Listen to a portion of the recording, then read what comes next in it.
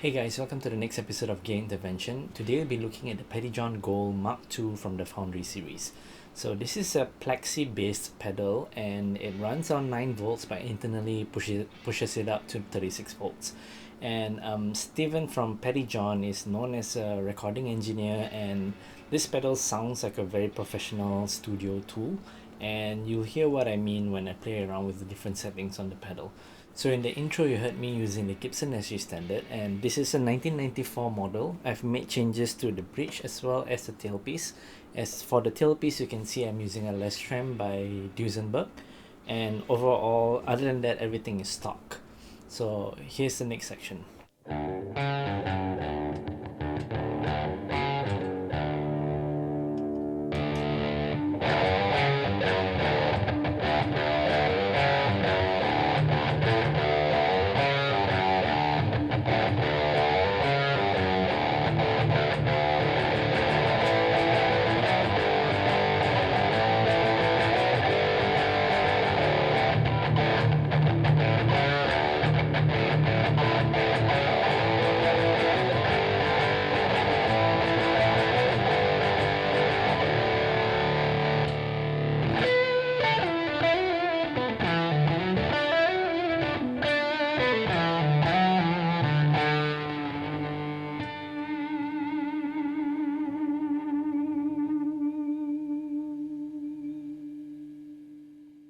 So the pedal has a very strong equalization section. You have cut knobs for the lows and the highs, as well as a mid-frequency adjustable sweep with a boost or cut option in the center with the little trim pots there. So this makes for a good soloing tool if you needed extra mids, and also a rhythmic tool if you can cut lows and sometimes you want a bit more scooped mids content as well. So we'll just play around with the settings for this section.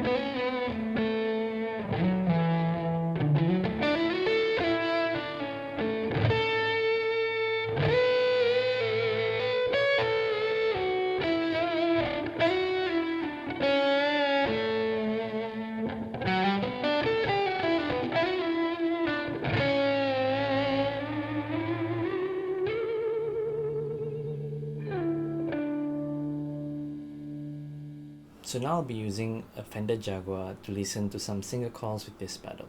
So let's check it out.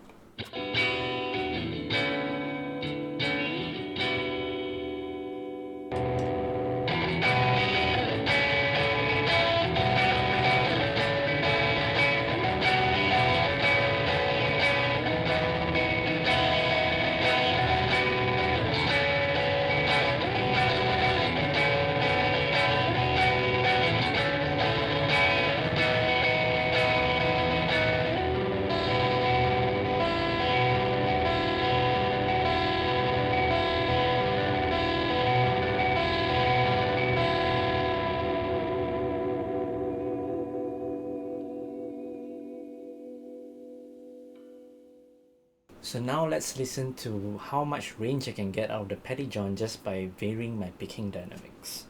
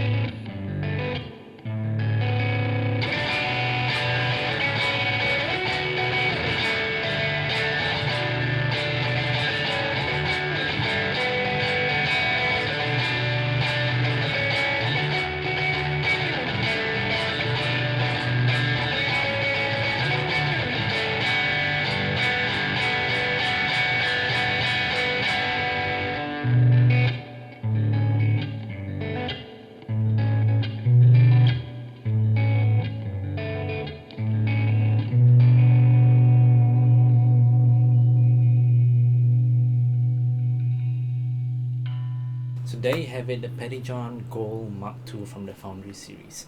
So since Steven is a recording engineer, I did find that, I'm not sure if there's a correlation here, but I did find that the pedal was more of like a sort of like a recording of a tone in a way. It's very polite, and to be marketed as a Plexi as such, when I imagine a lot more roughness, a lot more rawness to a Plexi tone, this is a bit too smooth and too well engineered for my liking. In a way, it's like an idea of a tone more than like the tone itself, but it is incredibly dynamic, one of the most dynamic Plexi type pedals I've played. And in terms of an all-rounder distortion pedal, it feels more like an overdrive that has higher saturation than a normal overdrive pedal.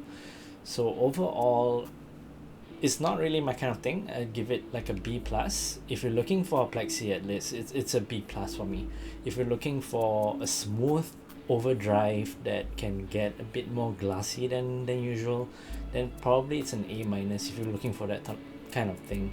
But you gotta avoid the Plexi moniker and just think of it as just a smooth overdrive pedal.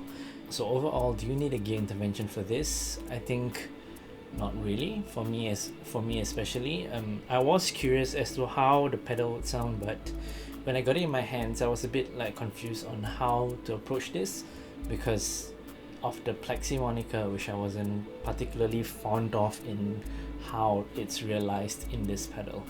But it is an outstanding distortion overdrive pedal. There's a lot of dynamics at hand. It's quite there's a lot of clarity, and there are a lot of options internally which I've not looked at it. A couple of trim pods and switches to adjust, but I've not touched any of this because this pedal belongs to AG from Instigator Afrobeat Orchestra, so I didn't want to touch his settings internally. So I hope you guys stick around, like, subscribe, and see you guys around.